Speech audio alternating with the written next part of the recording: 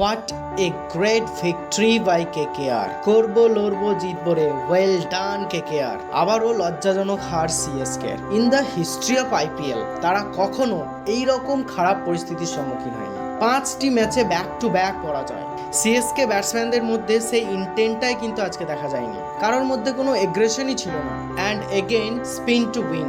Narine, Varun Chakravarthy এবং মঈন আলী তিনজন মিলে 6টি উইকেট নেয়।